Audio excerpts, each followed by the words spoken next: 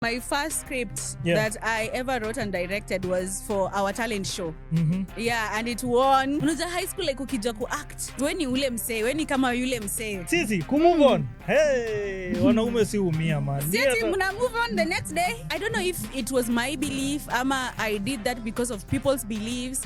But I was like, dem aizijua kutumia camera. Any set I go to, it's a learning process for me. Because there's always something new yenye ujaisikia, unaenda kusikia kwa hiyo set. Niki apply, I did not even know like it's an international crew. I did not know. It wasn't mentioned in the poster. For you to tell a story about a certain culture, you have to actually be in the culture and experience it. So I went there and then on Nawi, Oscars 2025, I screamed. I think my work started getting out there. Nikifanya hizo wife for hire when I was working with Odongo Robi. As a female filmmaker, you always have to work 3 times harder. In whatever status, ama whatever level ushafika, you should still be humble enough to know that you still need to work hard. Don't have the confidence, but you're not putting in the work. The future is, Chelu is a phenomenal and badass filmmaker.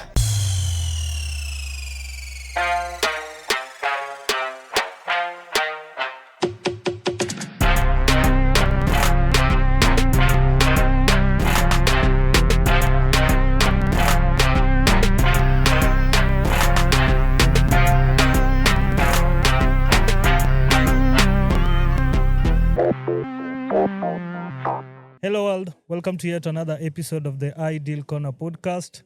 The whole crew is in. As you can see, leo tumebadilisha location, courtesy of Casa Kiboko Bay. So if you want to experience the lake, have a lake expedition, this is your place to be. They have MV Jabura. There's also our Ranalo. So today we are honored. We not only have 2 beautiful ladies on set, but we have wonderful guests. So we have Valentine Cheluget. Yeah. And Felicia.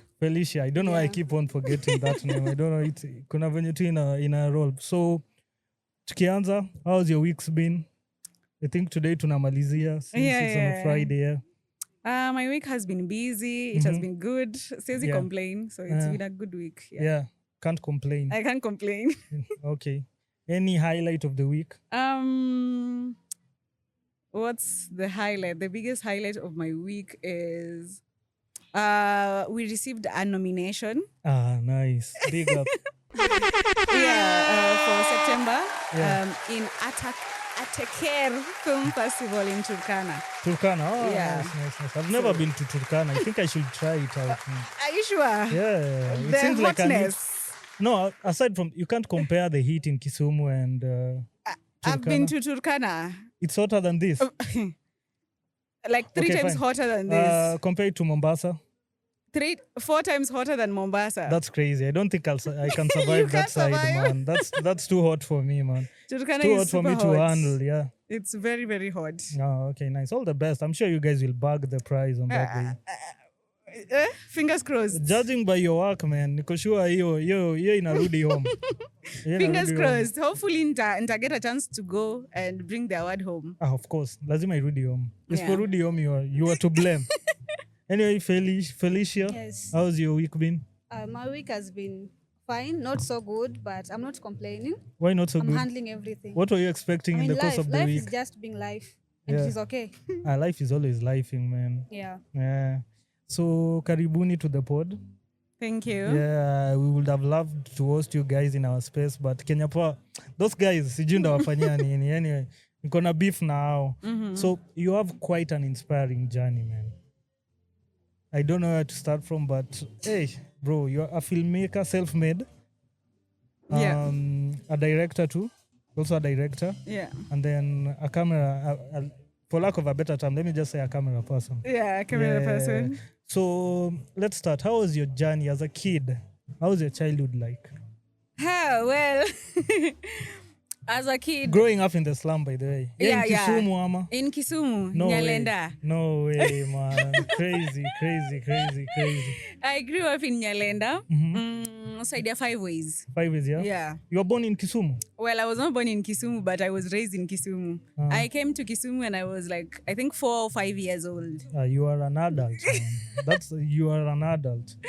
Yeah, so Ushaona wale watoi wenye kila saa break time kwa kona wako na kakikundi Squad. Lazima uwe na squad, man. Yeah. Squad. I've watched these Indian films nini. Man. Takes me back to the day. Hizo siku yenye mlikuwa ama wewe ni Gen Z? Mimi Gen Z. Though labda unaweza jua, maybe based on experience unaweza jua hizo kuenda kuwatch movie kwa halls. Have you done that? Hiyo nasi kuenda but bro, you've missed out, man. You've missed out. Yeah. But like nakumbuka hizi ma Home Alone, we would watch them. And I remember it was on a Sunday. Every Sunday kulikuwa na Home Alone hiyo time ya December. Yeah. And I used to watch a lot of films and read a lot of books. Yeah. Niki grow up like from primary school. So nilikuwa kwa kona na watu mimi ndo na wapigia ma story mpaka naeka sound effects nini. Crazy. Kumbe hii journey ilianza kitambo. Ilianza kitambo. Like if you talk to my primary school mates, my high school mates, they'll tell you high school mindo niko doma hapo mindo nasema sijui nini. I would read novels, like romance novels and tell the whole story. Hata kama book ni 900 pages. I'm gonna sit down at night, ni narrate and I'll be naeka sound effects. Where did you study? Where did you study? In high school I studied in primary first. Oh, in primary. Yeah. Joilomino. Joilomino. Hapo kazi. Hapa tu. Yeah, so nilisoma Joilomino and then high school I went to St. Francis Rangala Girls. Okay. National school. Wewe ushakuwa shemeji. Hata huko unaongoza hii broad based. You already in, man. Ulikuwa ushajua. So by considering your childhood and all that you experienced, did you ever think you'll ever get into this space of filmmaking? When I was growing up, I wanted to be a journalist. I used to see people on TV, our news anchors, and they're like, Then the goal was to be like tell stories. Like the aim for me was to tell stories. Nilikuwa passionate. There were so many things I couldn't understand. So I wanted to grow up quickly, I understand them, and then make other people understand them. Yeah. So like, well, I don't think I'm going to be a director. Yeah. But nilijua tu, okay, nataka kutell stories. You're ready to go. Yeah. But I was thinking more on the journalism side than on the filmmaking side. Yeah. But then unajua unaingia high school and then there's drama club, there's journalism club. You're in drama? I was in drama. Nice. Uliandikia script or anything? Yeah, I wrote a script. Bro. You people actually guess what they always make me feel like there's nothing I did in high school, man. I remember niliandika my first script that I ever wrote and directed was for our talent show. Yeah, and it won. And I remember tukaenda Yala Boys because we won. Big up once again. So I feel like that was one of the proudest moments for me. Because nimeandika script. Na umeshinda. Tuka act. I also acted kwa hiyo script. Ngoja ulijipatia role gani? Yeah, mtu ana turn crazy. Someone who turns mad. Can you imagine? Why did you choose that role? I'm sure there's a story behind it. Why did you go for that role?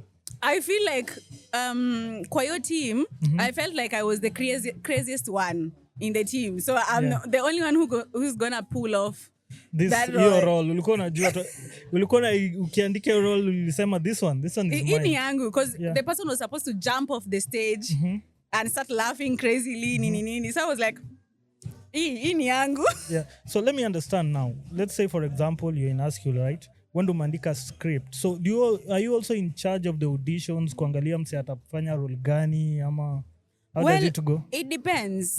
It depends. Like right now if I want to do a personal project, ni yangu tu personal, I'm not receiving, it depends. Maybe I receive funds from somewhere, but I'm the producer. So I can as well decide I'm the script writer. I'm also the casting director. I'm also going to be the director. Yeah. So it depends, honestly. But then, most of the time I'm called, like I'm contracted for other jobs. Yeah. So utapata most of the time I'm contracted as an assistant director, as an assistant camera person. Yeah. So umejua huko sasa I don't have much of a choice. Huko I just have to do kitu nimeitwa nifanye. But now what I'm asking in, for example, high school, when do mandika script? Do you then in high school. Yeah, do you then now decide when utafanya hii role? Weka kando? Well, I think for the talent show we did, I wrote the script. And then I think we were 3 girls.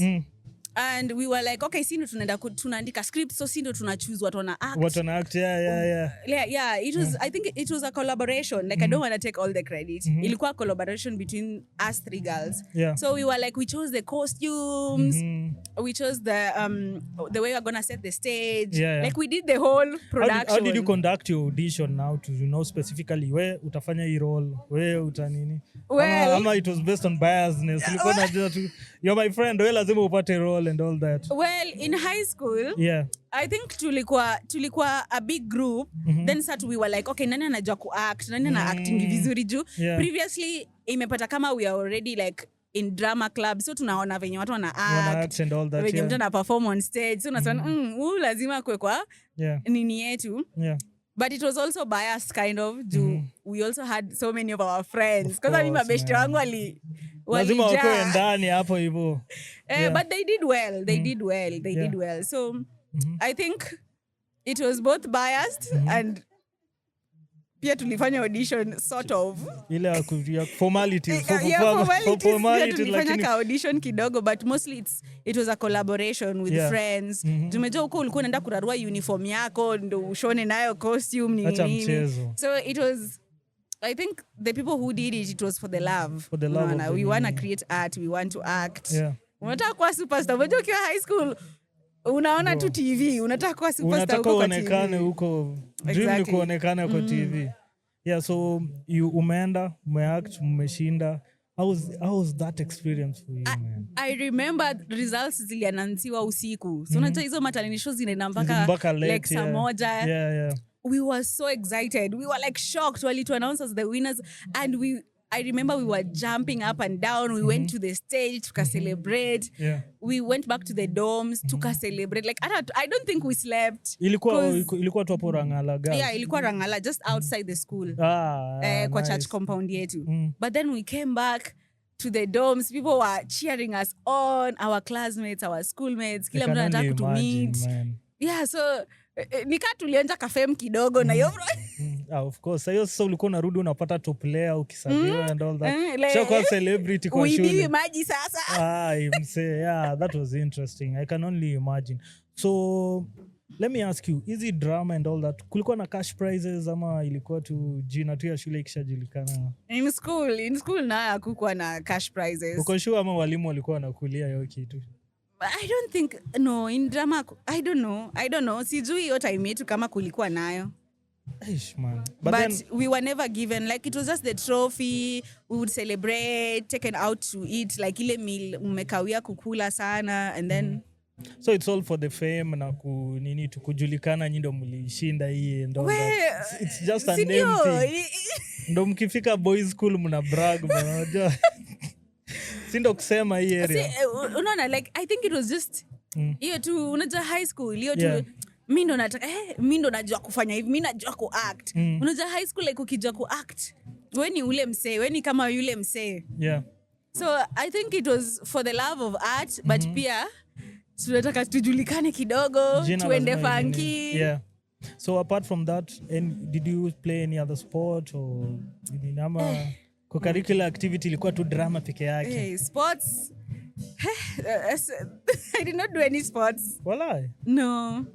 Okay. Hata on a primary level sikufanya any sports. Ulikuwa tu drama. Nilikuwa tu huko drama, huko tu ndo nilikuwa, so and then sikuwa tunapenda sports. So sikuwa get involved. So after high school then now you sasa unakuja unajua this is life now. You get to discover this is life. Exactly. So did you still have your dream of becoming a journalist or? I did. After high school? Even after high school. The goal was, unajua like during your time, it was in 2018. I finished my form 4 in 2018. Hey bro, you guys make me look old. That's 5 years later after I finished my high school, which is really crazy. Yeah, I did mine in 2013. So right now in schools there is film, but your time there was no film. We got on a drama your stage nini. So that's what we knew. So after high school I was like, I'm gonna be a journalist. Results hazikukushtua, hazikukuvunja moyo. Well. Hiyo ndio uko msema kweli.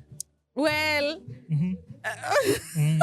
Results ilikuja venye nataka, but reality But bado I still had that like naeza kwa journalist, like I can still do it. I can and, still pursue it. yeah, I can still pursue it. Mpaka like I had this big thing of like joining Maseno University. Mpaka I went to E-Town campus, took the Kuangalia application. Nilichukua dia application. You lie. For real. I took the application because you know after 2018 I waited. 2019 ilikuwa like rest year. So I was like I'm going to join in 2020. Yeah. So nikachukua di forms nini and then corona hit.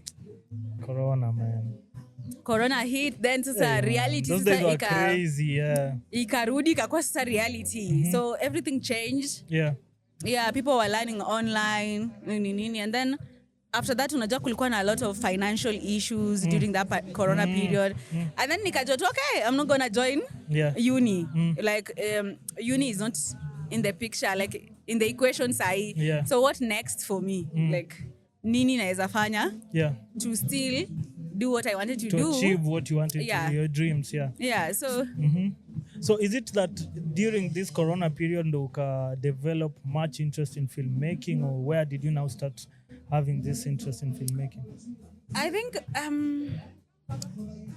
I think the biggest way venye nilidiscover was like umeja bado ile acting bado ilikuwa kwangu. I still wanted to act. Ngoja najiamini mimi pro. Of course. Yeah, so after a while, remember the three of us when tulikuwa high school tukiandika ile stage play. You and your friends, so we had said after high school mmoja wetu akimake it tunaita mwenzetu. So I remember there was a friend of mine anaitwa Cynthia. So she called me akaniambia Chelu, kuna opportunity, hebu come, kuna auditions. And then niko zile za nilini, moja saizo niko job, nafanya sales, nini, trying to earn money here and there. Me kazi ya sales. Wase usurvive ajene yo kazi, man. That's the hardest work ever. It's hard. Convincing someone to buy something, bro. But at least ulikuwa una smile kidogo, at least client anasema okay. Unaweza kuwa una smile, yes, but at the back of your mind, man. Unajua tu yani naweza toka hapa na leo hata sijauzia msemo. It's daunting, But at least nilikuwa nafanya products zenye zina sell. What are you selling? Tutawapatia promo hata. Tutawapatia promo. Watu tafute. Yeah, so akani convince and I told my sister, kuna a friend of mine is calling me for an audition. Sijui niende ama nisiende because unajua tu wasanii wanasema wasanii hawana pesa, wasanii watu wanateseka. So my sister just told me just go for it. Where were the auditions? Ilikuwa Manyata.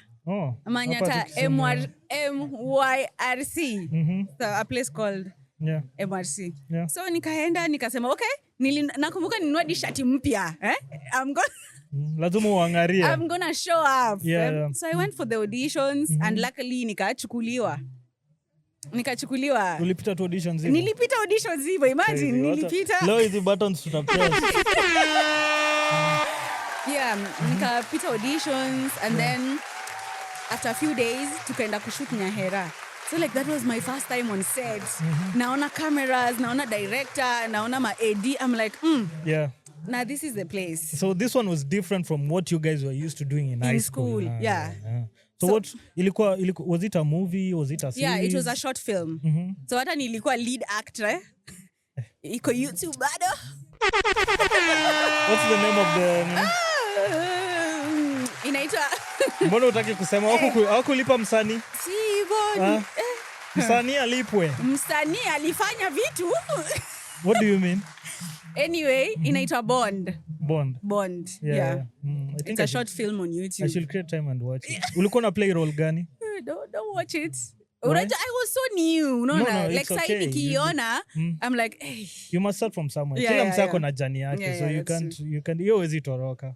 Hata si kuna episodes zingine tuliweka za kwanza zilikuwa work tunaangaliaga tunasema hamna audio and all that. So what role was it? What role was I it was about? Playing this rich girl, spoiled girl. Hey, that's completely different from your background and all that. I can only imagine. Yeah, and I think that was my first time doing makeup. Sikwa, like growing up, sikwa udemwa, makeup sijui nini. But since I was gonna do this role, this chile who drives, who owns a car, who is rich, going to her friend's wedding. So I had to. You are living the life, man. You are living the life. Yeah, so I had to to put on makeup, do my nails, nivae wigs, sijui nini. So all this was so new to me. So I'm excited.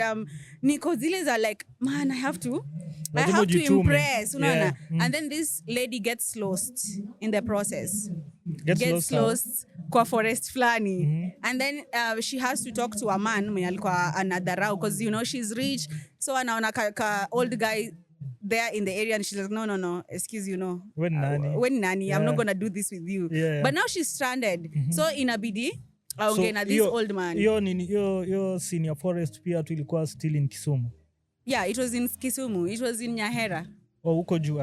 Huko juu. Utaiona tu, utaisearch uione what we did. Tutatafuta hata ka snippet tuwekea audience hapo waone. This was Chelu akianza. Kuna ka trailer hapo. Yeah. You can show them. Kuna trailer on YouTube on it. Yeah, I think I also still have it because ni one of my first projects. So that was your first ever professional work, we'd say. Yeah. So from there then you moved to. So from there I was told about a workshop. Yeah. Ilikuwa inaitwa, I'm allowed to say the names, right? Yeah, it's okay. Yeah. So there's this workshop niliambiwa inafanyika in Uganda.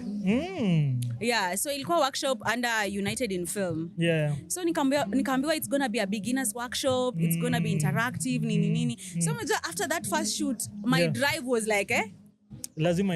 I want to do film. I want to tell these stories. Nataka kwa pro. So after you said I got the chance, CG luck was just ilikuwa tu time yangu. Luck was on my side. Yeah. Luck was on my side, and then I was one of the people who were chosen to go to Uganda to represent Kenya sasa. Wow. So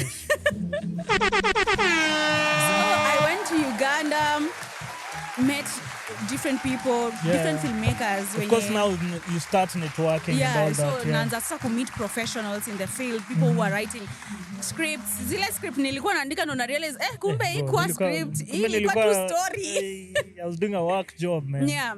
So I met people over there, and then we had a small competition among us. Yeah. So we were given sticky notes, and then you were given random words, and then you were told to make a story out of it.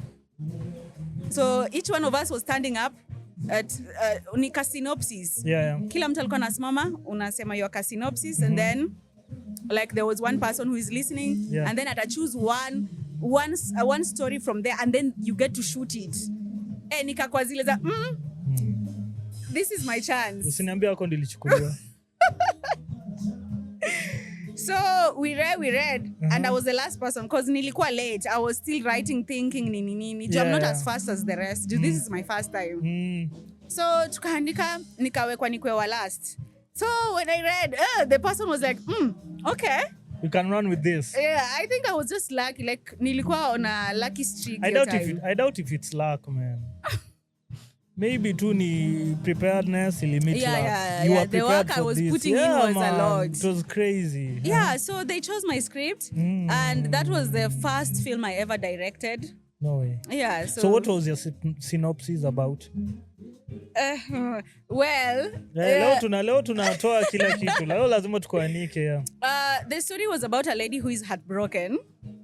Ulipitia heartbreak hiyo time.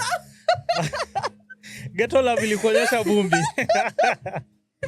But at that time hata sikuwa bado nime-experience any form of love. Like I was honestly sikuwa nime-experience any form of love, but I was like nataka ku tell a specific story, so which story do I tell?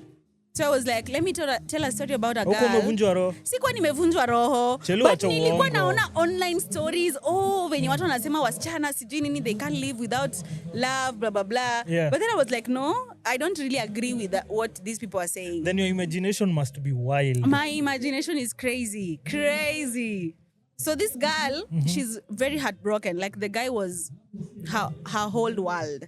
So nikasema, okay, why not? So she reaches the brink of she wants to kill herself. Commit suicide now? Yeah, to commit suicide because she's so heartbroken. But then she wakes herself up and be like, no, you can do this. Yeah. And she doesn't kill herself. And like, it's just a short film. It's like a 10 minutes or 15 minute movie. Yeah. So it was just like showing how heartbroken she is. Yeah. which is every girl, like wasichana every boy too, man. Yeah. Kwanza sisi ndo huumia vibaya sana. Sisi move on. Hey, wanaume si huumia, man. Sisi mna move on the next day. Men, us. Hiyo ndo time unameza chakula hata uyaipiti. Yani you feel like it's the worst feeling ever though. Heartbreaks, Hey, man, I'd never prayed that even for my worst enemy. Amen. Hata adui wangu naweza muombea njaa lakini si heartbreak. Yeye atakufa. Yeah, but that was the first time I wrote, directed. I was also the assistant producer. Yeah. So, I was nilikuwa kwa hewa. Nilikuwa na interact na sasa umejua high school, even the other shoot that I was, hatukuwa na like the big cameras. It was just mtu ametafuta tu Nikon, like it was also a starting organization tu ile watu wame come together, they want to shoot something. Also the guys were not getting any form of stipend. Uliwaambia tu this is my vision ama wapi in Uganda ama in Uganda for now this film that you're doing. Sasa wamekupa opportunity, they are giving you everything. Like food, accommodation, transportation, everything was on them. Crew and everything. Like nilipewa full set cameras, lights, like niliprovidiwa na full set equipments to shoot that short film. Man. And the budget, your food, it was all on them. Yeah. My work was just to bring my creative side, ni direct, ni make the film a success. Did you do auditions for this? Ama bado ulikuwa na ride tu na wale mabesha wako? In Uganda, sasa it's just me. Like we were like 3 people from Kenya, ndo tumeenda Uganda. Yeah. So I had to actually use a cast from Uganda. So I casted people. When you wako huko. I worked with actors wa Uganda because they were the ones who were there. Yeah. Yeah. So I did it. That one is also on YouTube. So I can say that was my first film that I ever directed. This is now in what year? This is now in. It was in 2020. 2020? Yeah. Just 2 years after Mumbai. 2 years after Mumbai. Hey, man, watu wengine yenye si ya kunini the process, man. Yenye ilikam tu. Hiyo ilikuwa bado ku trust the process. Yeah, kweli. Yeah, but it was in 2020, December. Yeah. So would you say that after this short film is when now people start noticing your work kama sasa bado uko tuko ile trajectory? Well, I wouldn't say that people started noticing my work, but then after that shoot I was like hapo ndo kwa zile za I actually can do it. Like I can actually direct, I can actually come up with a story, and I can actually lead people. So hapo ndo I think the awakening happened. Ilikuwa zile za okay, like ni kama macho imefunguka, you're like I can, hiyo passion yangu of telling stories can actually work this way. Like inaweza happen. Yeah. So you're done with that, you come back to Kisumu. What's in your mind now? In my mind, mi nataka ku create stories. I wanna tell stories. I wanna shoot. Nimekuja Kisumu, mi sasa nataka ku shoot. Tuna shoot lini? Like when are we creating films? When are we casting? Nini. And then when I came back, I wanted to learn everything. I wanted to learn camera work. But that came, wanting to learn camera work came baadaye. Just so umejua, I wanna shoot, but I don't. Who camera person wants money? Of course. Sina bado. Bado unatafuta. I'm just a girl, natafuta. Unaona? So all these people want money. Unaona? Like hata script writer ukitaka akuandike script, they want money. Yeah. So I was like, okay. And then by then mwenye alikuwa tutor wetu, at that time I was in Naweza Films. I don't know if you know. I know Naweza. Yeah. So at that time nilikuwa Naweza Films, and I met Ramsey. And he was like, mnaweza learn camera work, mnaweza learn editing, mnaweza learn like everything. And then unajua at that time I don't know if it was my belief ama I did that because of people's beliefs, but I was like dem aizijua kutumia camera, dem edit. Like it's not easy for ladies to do it. It's because maybe uko umeona dem yao sikuwa nimeona. But then I was like mimi ndo sasa wode manataka. Mimi ndo sasa I wanna do it. Mimi ndo sasa I wanna learn how to use that camera. I wanna know how to turn on the lights. I wanna know everything in production. Nataka kujua process ni gani nikitaka ku edit my film. So that in case I shoot a film and I don't have an editor, naweza edit on my own. Kama sina mtu wa kushoot, I can actually shoot the film on my own. I can write, I can direct. Like naweza kuwa a full production crew. Hey, that is crazy. So umeanza kufundishwa and all that? Yeah, tunafunzwa, tunapelekwa field work hapa na hapa. And I remember in 2021. This guy was teaching you guys for free. Yeah. Hey, big up. He was teaching us for free. And I remember, like, alikuwa anatuaminia. Like, he really believed in us, and he would tell us every day, like, you know, you can. So that was my motto, I can. You can do so this. any obstacle ilikuwa inatokea, I was like, I can. Me, I think when I started film, when I was learning, kuna time hata, I think kuna day hata nimetembea from Manyata to Nyalenda. Imagine. Crazy. Your distance ni wild. It's for a lady, it's for wild. a lady, it's a big distance. But I was like, you know, like the goal. Even my sisters were like, you need to quit whatever you're doing. Unajua saa hizo hawaoni any fruit. Ilipi. Umeenda Uganda, umerudi. Msanii alipwi. Msanii ana pesa. So hata mimi, it was bugging me. But then I was like, mimi, like the future I see is gonna be way, way better than Kenya iko sahi. So major they did not understand. Hata my mom, I bado. Unaona? They don't understand why I'm doing all this, but I'm still not getting the money. Unaona? So I'm like, I'm relaxed to like. Itajipa. Mimi najua. Itajipa. Tupatie tu time, yeah.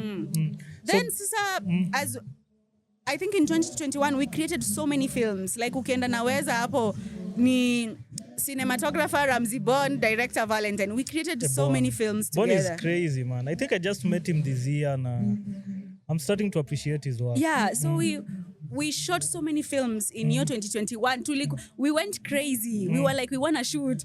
We even shot an action film together. He was the DOP, I was the director. Like we did so much. Unaona, na hizo zilikuwa tu zetu zenye tunashoot tunaweka YouTube. Tunashoot tunaweka YouTube. Tukisema tu itajipa. Yeah. So iliwahi jipa. Imejipa, honestly imejipa. Yeah. So 2021 mmeshoot. Kuna film yote iliwatoa nje hiyo period, hiyo 2021?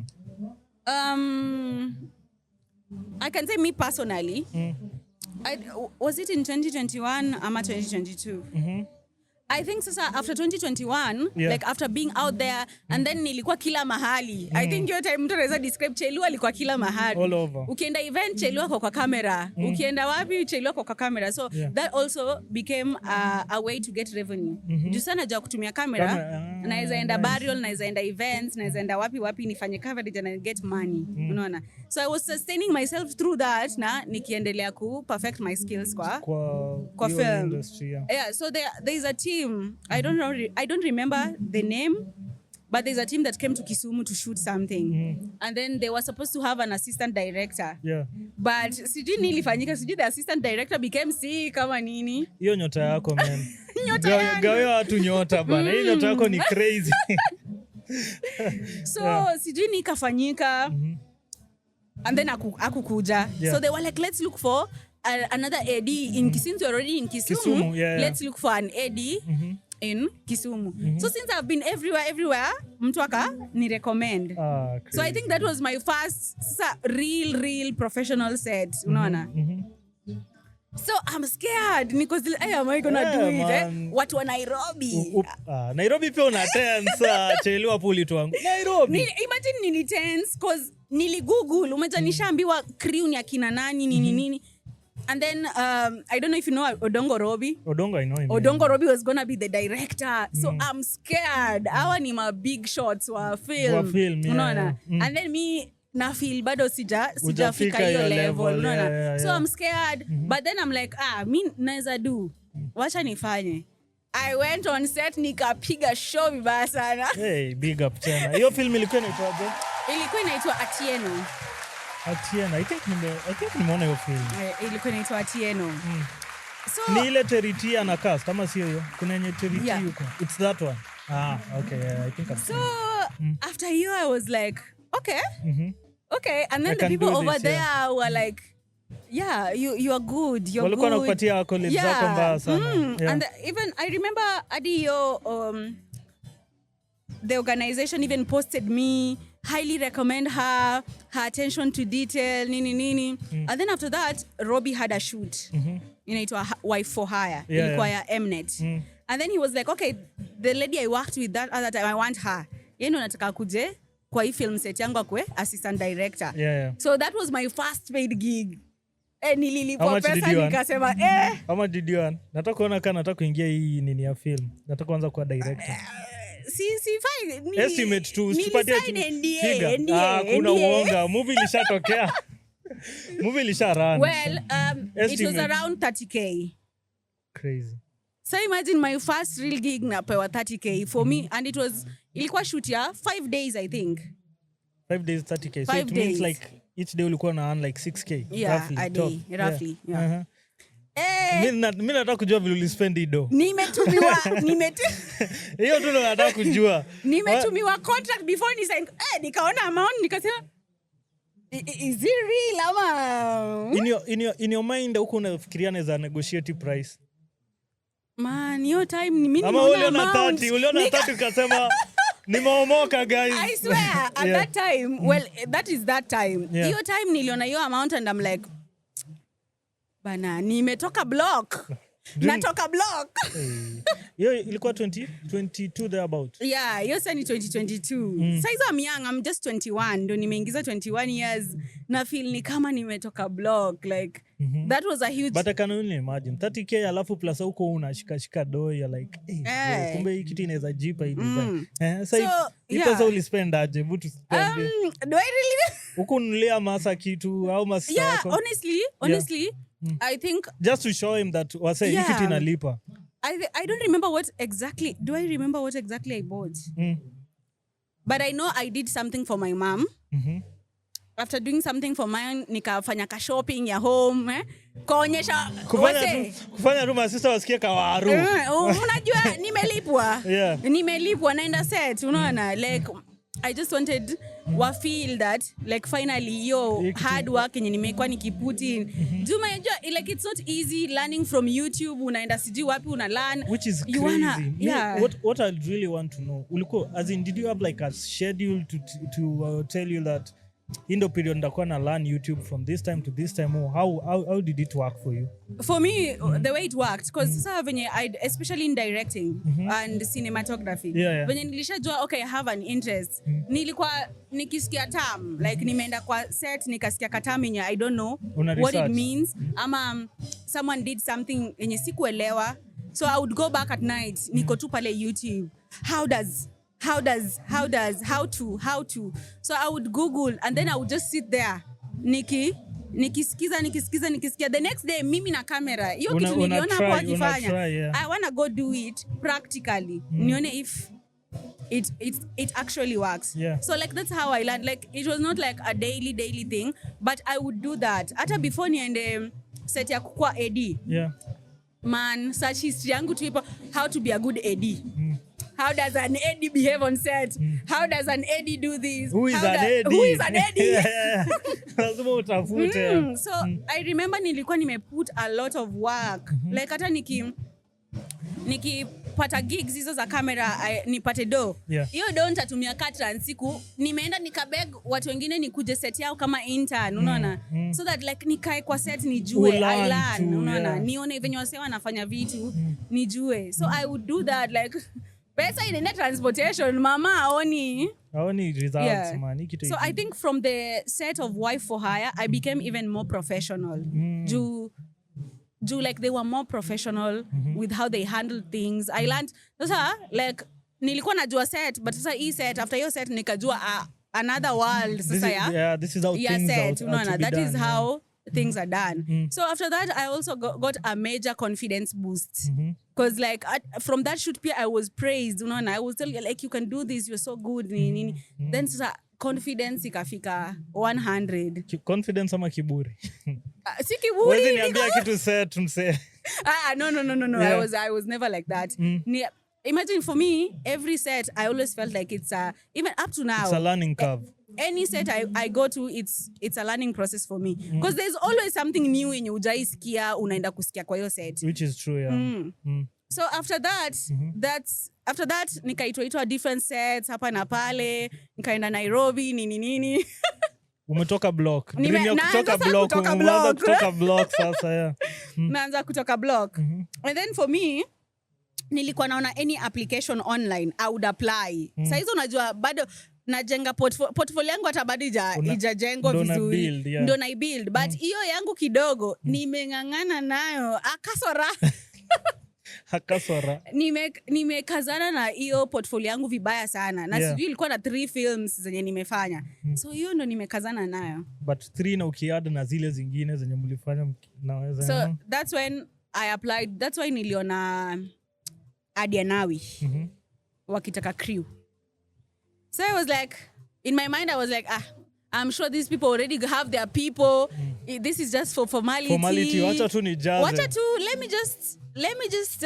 me just apply and at that time nilikuwa nimedirect some short films but still sikuwa na ile confidence ya can I really direct a feature film unaona so I was like okay let me not apply as a director let me apply as an assistant director unaona so nikasema let me just do it for formality tu nijaribu tu si maisha ni kujaribu so I applied and then months and months went months zilipita mpaka nikasema ukasahau ikatoka kwa akili nikasema ni sawa kama haikuwa meant to be hiyo haikuwa yangu that's the way I consoled myself hiyo haikuwa meant for me and let me just let it go so I continued with my stuff so I think tumeshoot now ni 2023 ama 2022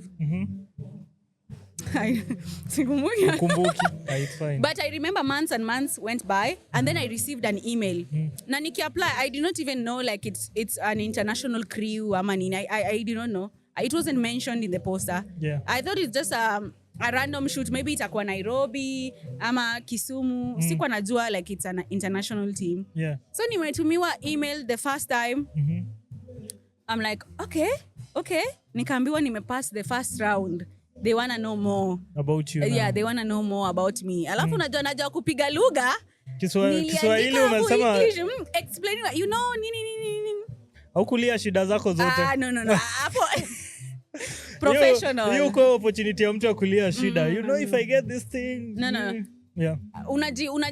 unaji praise tu venye you are really good at what you do unaona so nikaambiwa I've passed the first round tukaambiwa si unajua tu hizo rounds za auditions za film you send a video wanakutumia list of questions you send a video answering those questions nakumbuka walitupeleka process they took us a process ilikuwa of like kama ngapi hivi how many stages did you have I think they were 3 or 4 stages 3 of like the audition process umejua ya actors is different so ilikuwa ya crew so umejua I'm like okay wacha tu let me just do it so the final stage yenye sasa naambiwa nishaambiwa amount nishaambiwa hizo vitu no I think bado sikuwa nimeambia amount so nishafika the last process was there any form of physical interview ama zote zilikuwa tu so hapo ndo sana nafikia so nikafika the last process nikaambiwa so you're gonna have an interview but it's gonna be virtual it's not gonna be a physical one so I'm like okay ka shoot ni Nairobi I feel like physical zinakuanga intimidating kiplani intense so nikakwa zile za okay niko tu hapo na countdown minutes to the interview so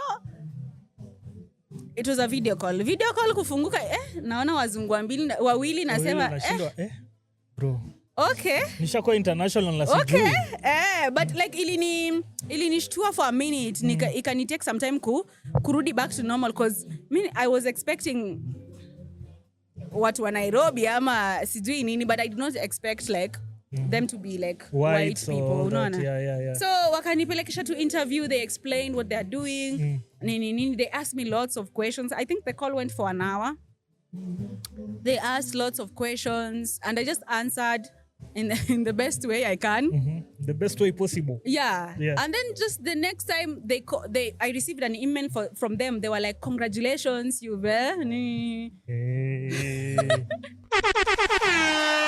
contract ikaingia I'm like damn hapo uliona 30k ime triple nikasema damn ama times 5 to infinity contract iliingia nikasema okay so this is what people are doing out here this is what people are getting but remember I applied as an AD so ikafika moment we were having discussions because I went to Turkana 2 weeks before the shoot like just to get assimilated with the culture location was in Turkana Turkana and in the outskirts of Turkana not just Turkana till Lodwar town lazima niende Turkana we will plan I'll have to go to Turkana Yeah. Tukaenda outskirts of Turkana. It was hot. Yani, hot. Like, it was extremely hot. So I had to get used to the weather. Yeah. And then your time we were with the late Charles Ouda. How do you shower that side, man? Kwanza, let me tell Huko mnaoga aje? you. Yeah. Ukiamka saa 2 ati you want to shower, you can't shower because the water is hot. Like nile hot yenye. Hot inakuchoma, burning hot. Inakuchoma na seti ni heater. Like the sun inachoma the pipes mpaka the water comes hot. Junajua they can't use plastic pipes. They have to use steel pipes. Why can't they use plastics? Educate me, I don't know. The sun. Ina meltisha. Yeah, by the way, yeah, true. So they have to use steel. So jua inazichapa. Like by 7 jua inawaka Turkana vibaya sana. Like it's burning hot. Yeah. So hapo ndo tuka have discussions nini. They liked what I had to offer, and that's how I became a co-director of Nawi. Wakaniambia, now I know we had signed a contract of you being an AD, but tunataka sasa ukwe one of the directors. Uli elevate tu hivyo kimchezo mchezo. Hey. Levels. What's it? Yeah, so yeah, walipenda what I have to offer. Because niliingia huko kadisha Google. Nisha YouTube. Each time yenye ulienda 2 weeks prior, ulijituma tu as an individual just No. They asked me to be there 2 weeks prior. Yeah, makes sense now. Yeah, they wanted me to meet the casts, ni assimilate na the culture, because you know, for you to tell a story about a certain culture, you have to actually be in the culture and experience it. So they wanted me to experience the culture, be there, see how the people talk, how they dress, how they are just as human beings. Because my culture is very different from their culture. True. Is it that different ama kidogo? Wewe grow up huko so. Okay. Anyway to. Yeah. But their culture is kind of different though. Kuna so many differences. Yeah. What will you say is one of the major disparities in terms of culture? Ukiangalia yao na yetu sasa. I think ama one thing that yenye ulifika tu hapo ikakupiga culture shock. Well, culture shock ilinipiga first. I think ilikuwa tu hiyo ya the way they live. It wasn't bad, but it was totally different from what we know hivi. Because we were shooting in the outskirts of Turkana. Yeah. So in the outskirts of Turkana, bado watu wanaishi kwa stick houses. Manyatas. Yeah, the manyatas. And then we would meet even, we would go to some communities where they're not wearing tops. The women are also not wearing tops. Like ni culture too. Mimi natamani turudi huko. And they are still adorning the lasos as outfits. No. But isn't that interesting for me? I really wish we go back to those days. Honestly, it's interesting. You should go to Turkana. Like, uta feel ni kama you're in a whole new world. Like, even how they articulate. Like, it's a really interesting culture. Ndo wanakuona kama mzungu. But it was really interesting to be in Turkana. I learned a lot. Yeah. Hizo vitu zenye tunakuanga nazo from books, sijui nini. Like, Turkana is totally different from what we are told. How we are told Turkana is. Yeah. But yeah, nilikuwa na a few culture shocks nikiwa huko. Yeah, and there, hapa na pale. Yeah, and there, hapa na pale, the water. So it took me some time to get used to it because maji yao ni salty. So crazy. Yeah, but even ndo nilikuwa, and then the experience, we stayed in Turkana for 3 months. Hey, that's nice. 3 good nice. I envy you. I envy you, man. But you know, we were shooting every day. Like mko set kila siku. Yeah. The sun is sunning. So now this was a movie. Yeah, an international movie. So achana na hizi movies that are like this is zenye umekuwa kufanya za. Yeah, they were great, but like how they were even how we were even directing the scenes were different. How we were coordinating was different. The equipment tu kwanza. Bana, nilikuwa na work na red camera. I'm like, okay. Like those people came ready. Each time ulikuwa unajua kuhandle hizi equipment, this was how experience any form of nini? Your time I had learned how to use the equipment, like nikishajua shikanisha kutumia camera, lights ni nini hizo vitu. But obviously sikuwa nimekuwa in contact with a red camera. True, that's what I'm asking. Even the lights that they had, sikuwa bado I had not used the type of lights they had. Yeah. Even their set language was kind of different. Like the terms, some the of jargon the terms.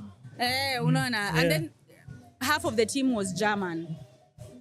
Hiyo hapo ulikuwa na culture shock mingi hapo bro. Yeah. Culture shocks zilikuwa zinanipiga left right center. Inakupiga huko kidogo huko German pia inanipiga huko. Yeah. So it took me some time to get used to it, and then I was co-directing. The other co-directors walikuwa Germans. So umejua hiyo dynamic ku navigate your dynamic na to make things actually work, na to also make sure your opinion is also out there. Yeah. And also wewe una make the right decisions as a person. Jumeja sao nilienda nikapiga maneno pale mpaka wanadhani mimi ni superstar. Wanadhani mimi ushafika. So I had to back up my words with actions, you know. Yeah. So I could not say I can do this, I'm gonna do this to the best of my abilities, and then I don't do hapo it. Sasa ni kufanya. So they also want to see you, they want to see what you're doing. They want to see how you're working with the cast, how you're directing a scene, how you're coordinating with the other departments. So they want to see all that. You already wamekuvukisha cheo.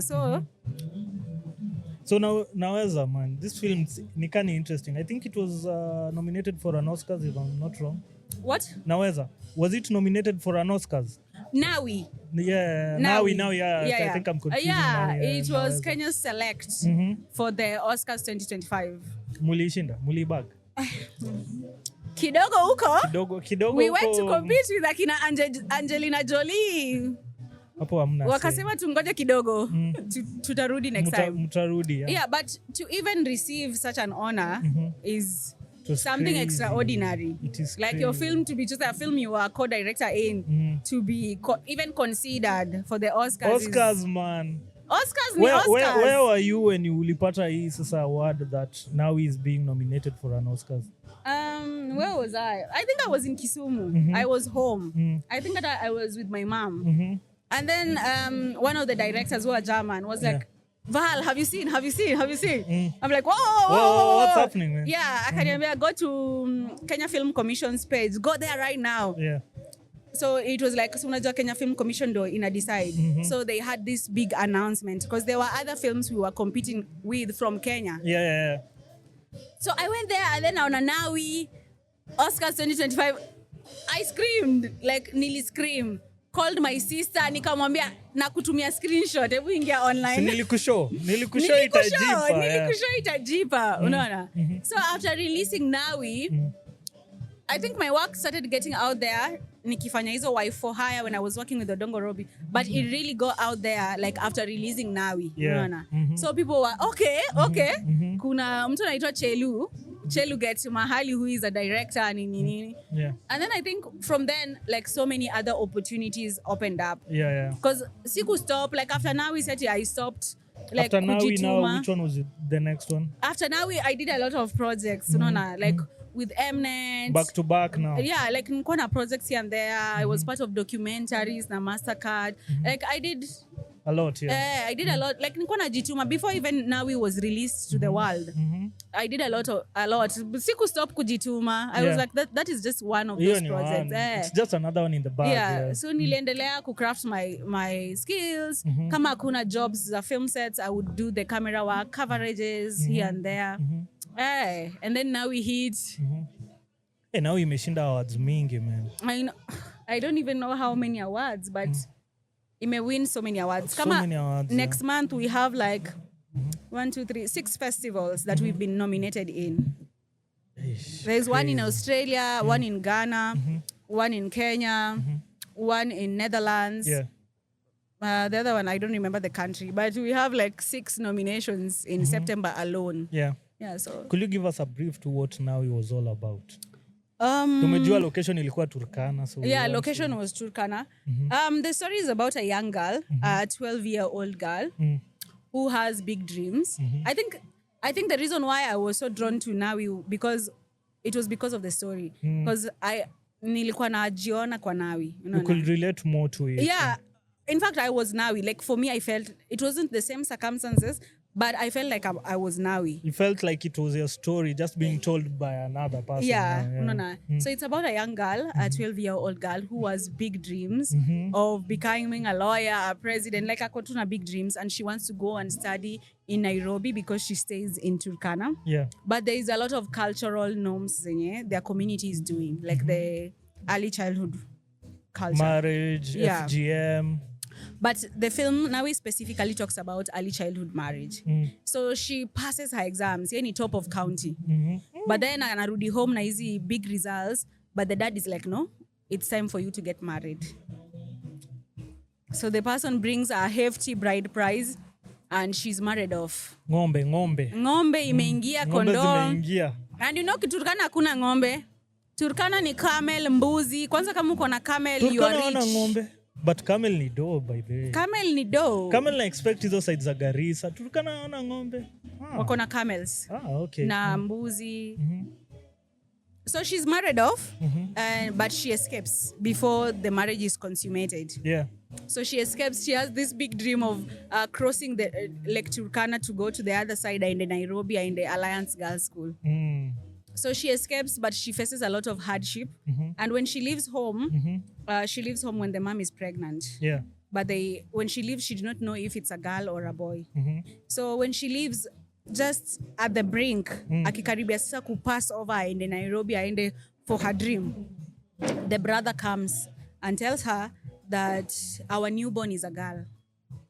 And dad ame promise ule mtu alikuoa Ni hata. yeye sasa yeye ndo anakureplace. So ako ina turmoil anasema okay, what can I do? Yeah. So she gives up that whole dream of kuenda Alliance Girls School to pursue her dreams, and then she comes back home. Wow. So she has accepted, okay, I'm going to get married. I'm going to pay my dues. My dad already accepted the bride price. I'm going to go. But when she comes back, she's like, never ever do this to any other person. Don't do this to my sister, and don't do this to any other person who will come along. So she goes to her husband. The marriage is consummated. She gets pregnant, but she dies during childbirth. Wow. I know that's a sob story. It's a sad story, up man. to there it's That's sad. a sad story, yeah. But then we have hope in the story because the sister now grows up and we show a better tomorrow for these girls. Yeah. So the story was to actually show the gruesome part. That's why now he dies. We wanted to show the gruesome part of and the reality of the Turkana culture, what it actually does to these young girls who are married off. Yeah. But then again, we also needed to give them hope that we are hearing them. Tunawaona, we see them. Your voices are heard. Your voices are heard. And the people who have already undergone the early childhood marriages, we hear them. And we're trying to make a better tomorrow for the young ones who are coming up. Yeah. So Hope is a grown-up. We show Hope as the sister is called Hope. Yeah, to bring the whole Hope aspects to the film. Yeah. So we show Hope grown up in a school learning and millions of other girls in school. Yeah. Kwaonyesha like there's a better tomorrow. Things are gonna change. Things are gonna get better. Yeah. As much as the culture is part of your reality and part of what happens every day, we are working, we are seeing you, we are hearing you. The future is bright. And the future is gonna be better than what we have right now. Yeah. That's crazy. So, tumemalizana na Nawi. Any big film after that one? Which one was it now? The next big film. The next, because I'm sure now you've done a lot in between easy films zingine. Yeah. I feel like then there's a film I've worked on this year. It's a sci-fi film. It's my first sci-fi film. Crazy. Sijai kuwa part of a sci-fi film. Is it out already, Ama? We still have to wait. You still have to wait. You still have to wait. That's crazy. Yeah. Yeah, it's a sci-fi film. We shot it in Nairobi. I was the assistant director.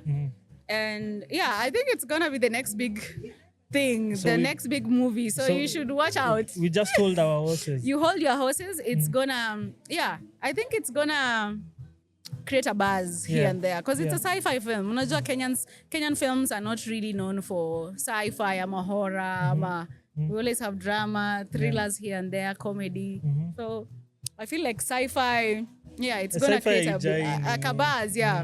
So, it will be a different film, yeah. It will be Yeah. a different feel, it will be a different taste. So what's the name of that movie tukiingojea? it's called the Last Storyteller in Nairobi. The Last Storyteller in Nairobi. Oh, crazy. Let's wait for that. I'm sure it's I- going to from be the a title, banger. from It's the going to be- title. it's going to be crazy. Just to give you a teaser, the reality of the film is in 2099. Here in Nairobi, shot here in Nairobi. Yeah, we shot it in Nairobi. So the setting is 2099. Bro, how will Nairobi look like in 2099? Yeah, exactly. That's crazy. That's the question we want you to have. That's the question we had when we were shooting. Oh, yeah. How does Nairobi look in 2099? The cast, who are the cast? Ni wale tunajua ama ni mulibadilisha? You'll see. I don't want to spoil. Moja, one. One of the cast that I think maybe we had Benteke. Yeah, Benteke is really big on TV, so Yeah, I'm sure yeah. you guys know him. And then we have Charlene, the former actress Watahidi High. I don't know. Alikuwa anaitwa nani? Tish ama Trish, I don't know. Trish. Yeah, I think it's yes, Trish, yeah. So we have her and some other cool people on set. Yeah. Yeah, I think that's a must to watch now. So obviously, When- it's gonna be a banger. Yeah. When do we expect it out? I think before the year ends, mtakuwa mme hear about it. Yeah. So Yeah. tell them to keep out on the watch. Your camera is here. Waambie. What? Tell them to keep out on the watch for that movie. Yeah, exactly. Keep out for the movie, The Last Storyteller in Nairobi. Yeah. Oh, okay. That one will be interesting. Earlier or mid this year, I think you got an award. What? If I'm not wrong. Earlier or mid this year, you got an award. What was it all about? Hey, earlier this year I got so many awards. No, I think there was an award. Yeah, okay, just tell us all the awards you've gotten so far, Sasa. Well, for this year, all the awards I got were for Nawi. Zote Zote? zilikuwa za Nawi. Hey, now imekujenga. Yenyewe ilikuwa story yako. That was you. Yeah, that was my story. So all of the awards were because of Nawi. We received, most of the awards were Best Feature Film. Best Feature Film. Tulikuwa na Best Directed Film. Best in Cinematography. Best Feature Film. Most of them are Best Feature Film, Best Feature Film, Best Directed Film, Best in Cinematography. Yeah, most of the awards zilikuwa tu our film was the best. Hizi awards zote ziko tu kwa cabinet yako mahali zina. Yeah, ziko tu kwa honestly, I have shelf. the trophies, yeah. Why didn't you carry? Hata ningekwambia ubebe Yeah, I would uzipange have- hapa. For real, I would have I think carried for our them. next session lazima zikue. Yeah, Lazima I zikue on have them set. home zimetulia tu safely. Yeah, I think we've gone deep, but anyway, before tuendelee, before you there is a deck of cards. Just pick one random card, read it out, and tell us how it relates to you. One your random life. card. One random card, yeah. Okay. A random one. Okay.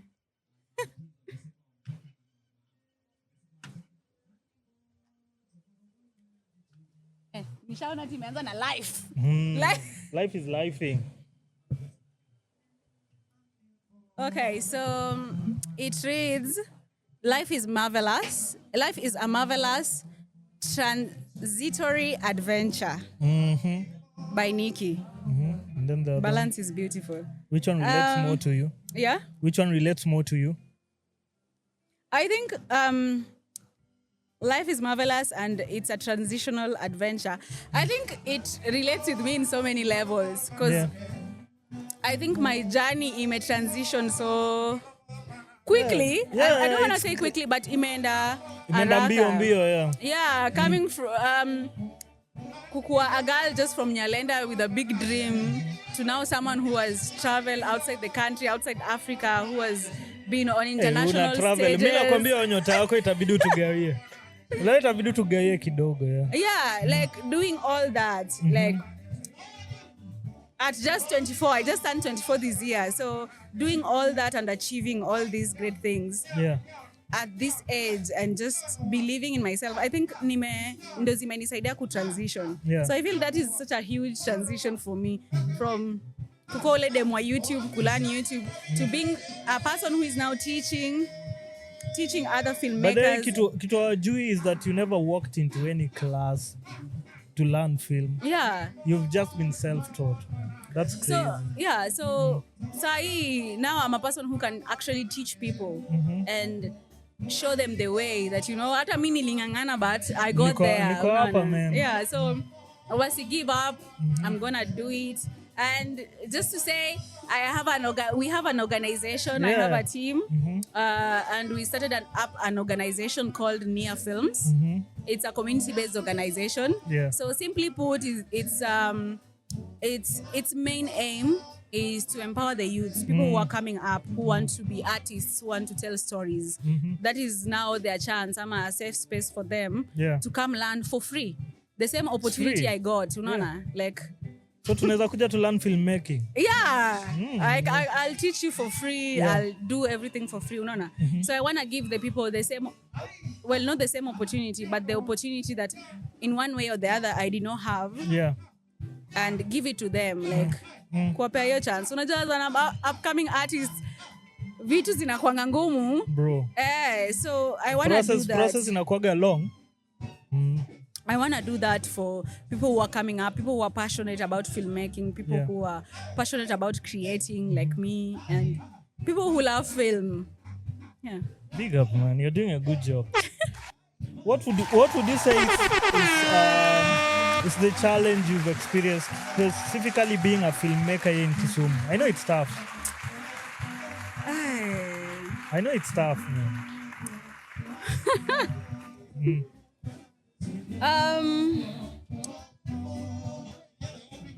I think the biggest challenge,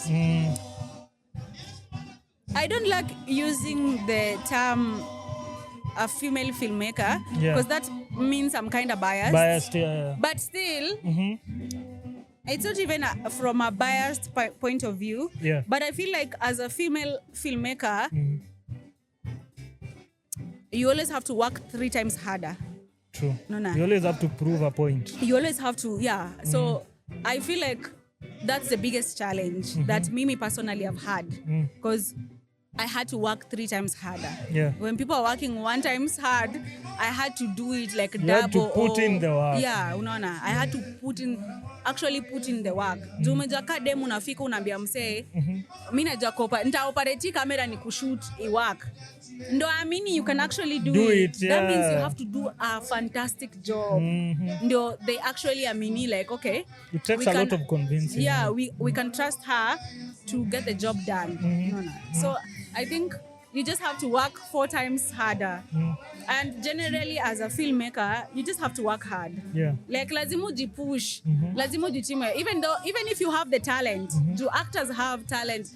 Ni wangapi huku nje? Tuko na so many actors wenye wako na talent, but why do some succeed and some do not?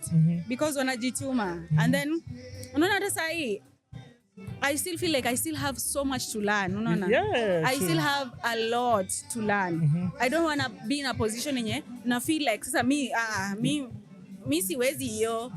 Nishafika, Me I'm still the same Chelu. Unaona mi bado ni tu Chelu ule wa block. Yeah, ule wa block. Mi bado ni Chelu wa block, and hiyo inafaa ku apply to everyone. Yeah. In whatever status ama whatever level ushafika, you should still be humble enough to know that you still need to work hard and put effort and do all the work ndo uendelee kupata more and more. Yeah. So what will you say that the future looks like for Chelu? What should we expect from Chelu? For Chelu? Yeah. Honestly, I'm doing a lot. Hapo chini ya maji I'm doing a lot. I'm also passionate about charity, so I'm doing a lot of charity in Manyata. Yeah. I'm working on growing the organization Nia Films. I'm also working on bringing a festival to Kisumu, a film festival. Tunaingoja, yeah.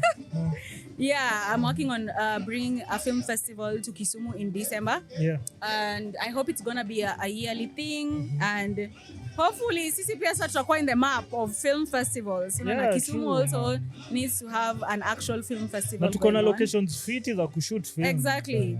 So for me individually as Chelu, the future is Chelu is a phenomenal and badass filmmaker.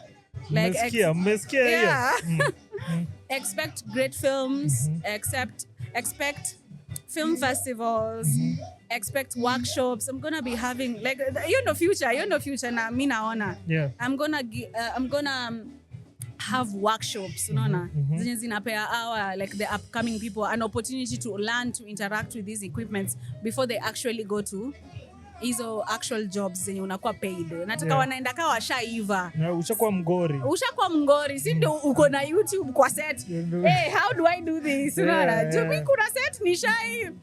The first job I went on as an AC. Unajua like mimi najiaminingi mimi ni mngori. So I would sell myself vibaya sana. So I was so used to using Canons enye sikuwa bado nime explore how to use a black magic. So nimeenda ka AC, wewe nimeona tu black magic inatolewa kwa bag. Ushaogopa. Nisha tense, niko tu kwa nyuma ya gari na simu YouTube how unaona how to set up unaona, and they have come with all these gears that I as an AC I would have to set up unaona. So kama easy rig naona tu wanatoa bag ya easy rig nasema God.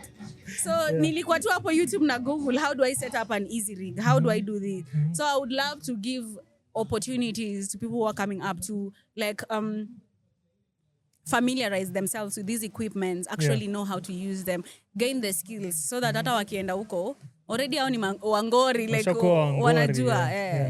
So as we conclude, any word yenye unaweza patia the audience hapo nje? I think your parting shot. My parting shot would be like you can. That's the only thing like unafaa kukuwa nayo as a person. You can. No, like confidence inafaa but don't have the confidence but you're not putting in the work. Wakuwe na confidence, wasikuwe na kiburi. Kiburi na confidence is different, but you have to have the confidence, man. Like mimi confidence imeniingiza in rooms that I do not even think I could be in. At no point tukuwa ikuwa na imposter syndrome. Feeling like you don't belong ama kitu kama hiyo. I think when I started getting sizo gigs films, you know, you're like, okay, you're meeting people who have actually gone to universities. These are graduates of film, man. So you're like, at times you'd feel like, okay, do I really belong here? Can I actually do it? But all you have to tell yourself is I can. Because that's the only thing I told myself. I can. Nitafanya, itakuwa ngumu, but I'll do it. So that's kitu yenye ilikuwa inanipeleka every day. I can. And then lazima believe in yourself. You are the first person to believe in yourself. People don't owe you anything.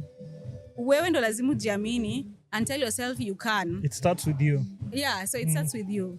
So you can. Hiyo ndo inafaa kwa mantra. You can. Yeah, so thank you for your time, Chelu. It was quite an honor hosting you. You're such a vibe. I think tutakuwa ukiwa around, man. Now you have my contact, unaweza niambia if you have a story, if you have a new film coming, we can see how best we can work together. You should invite me. I talk about our film festival. I will. When do you want to talk about it? Me I'm easy. Utaniambia tu, we'll just plan and also our next episode. Hopefully itakuwa kwa studio so that you also appreciate the space. So Miki tunaweza sema thank you very much. Endelea tu kuplace Kisumu in the map in terms of filmmaking. And you're still young. You still have a long journey to go. Najua utatufanyia vitu mingi sana. I'm going to do a lot. So thank you. I think guys we are out. Ama Felicia kuna jambo? I know. I have nothing to say. It was Val's time, so So unaweza mpatia any word of encouragement? Kupatia nani? Val, your friend. Nampatia kila siku. She knows she can do it. She's a badass and I believe in her. Umesikia from your friend. So she's my best friend actually. So guys, we're out, man. Until next time.